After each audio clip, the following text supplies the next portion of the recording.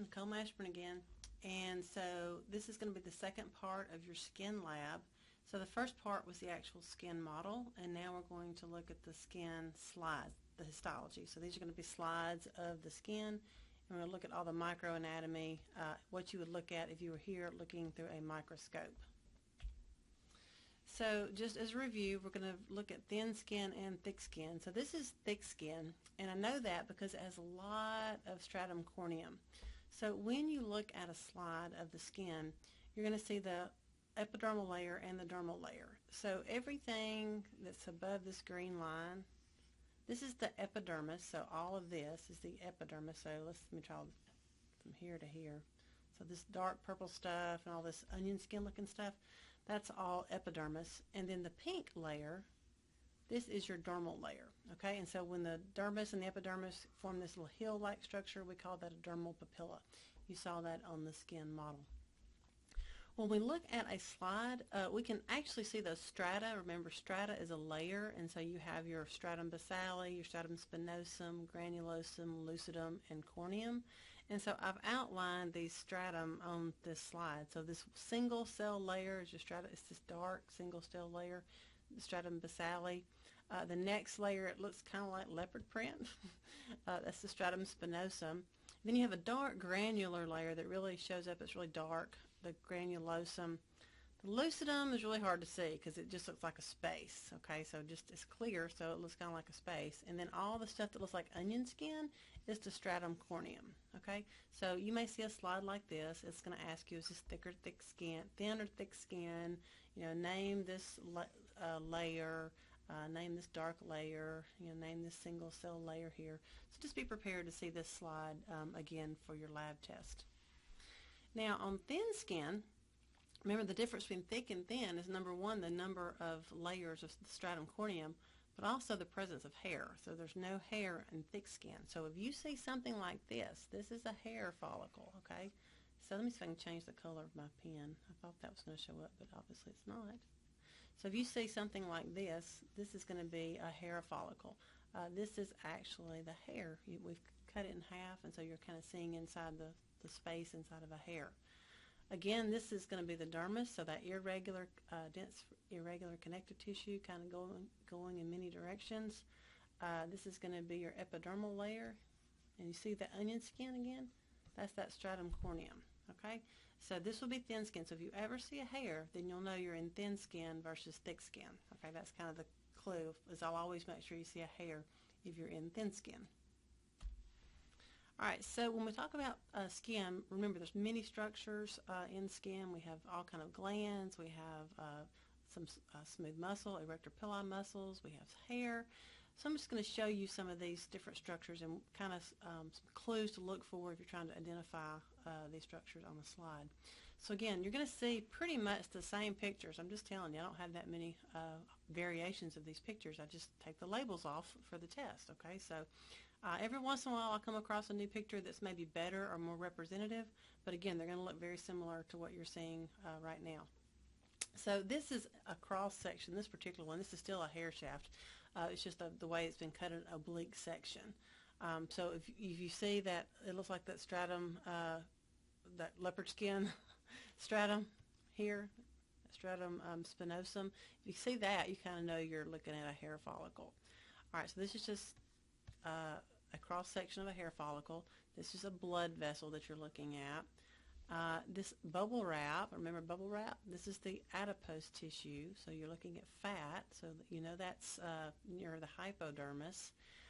But the big structure on this particular slide, you're looking at a scalp, so think about what you would find in a scalp. So if you're seeing hair, think, what do I find associated with hair? Well, you find oil glands, and so these are sebaceous glands, this and this whole thing here.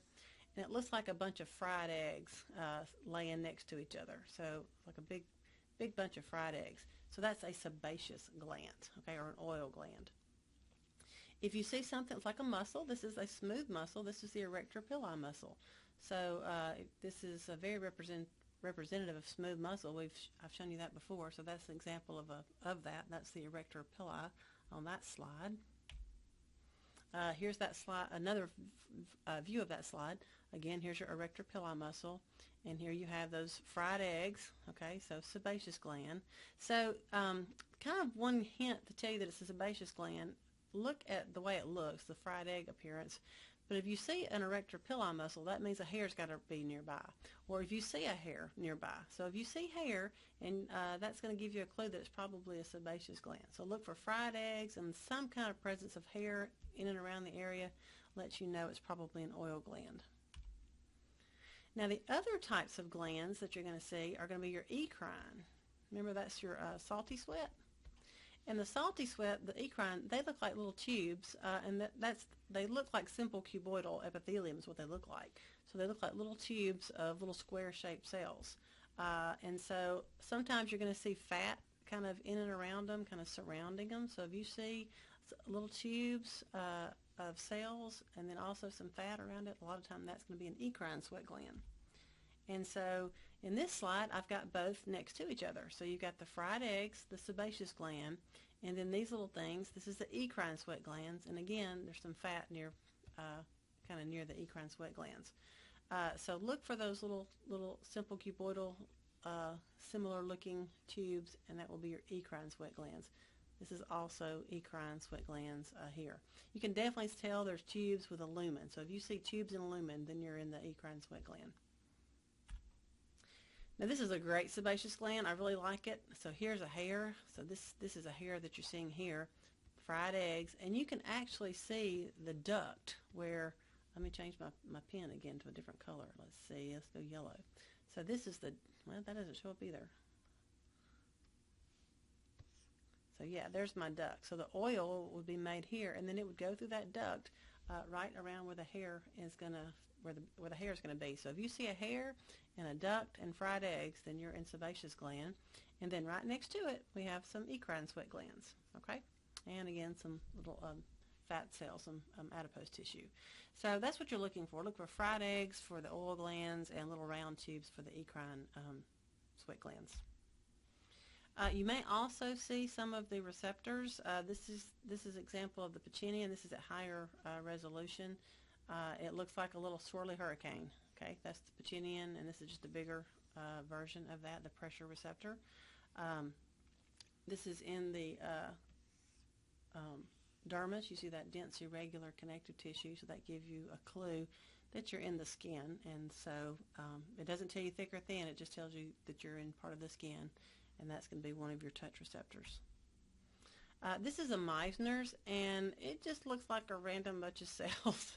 It's really not very descriptive to me, but if you can say, okay, hey, this is a dermal papilla. If I'm in the dermal papilla, the little, up and down part of the dermis, then this must be the epidermis. Well, if you see a kind of a bunch of cells in that little dermal papilla, then that's a Meissner's, okay? And plus, there's no hair, so if there's no hair, then you must be in thick skin, so it'd be a good guess that that was a Meissner's corpuscle. I'm trying to tell you ways to kind of guess what you're looking at. All right, and the last thing is you'll see a slide of a hair, and so this is the hair follicle, okay? So the follicle is what is where the hair is grown. It makes a hair root, so this is the root. You have the hair papilla. Okay, so this is kind of the inside of the root. So the hair is going to be formed here, and it's just going to migrate out till it leaves the body.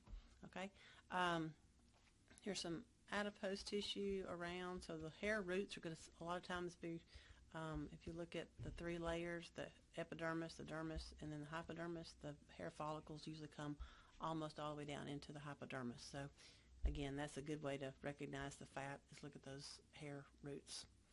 All right, that's all there is. So again, take these slides. You can download them and then try to label them yourself, so you'll have your list of structures. So look at your list of structures and then try to find that. You've got your textbook, and then, of course, you can always Google and look online. But again, you'll see pretty much the same, if not the same slides on your lab test. I'll try not to make this any more difficult than it has to be. Okay? Thank you for your attention.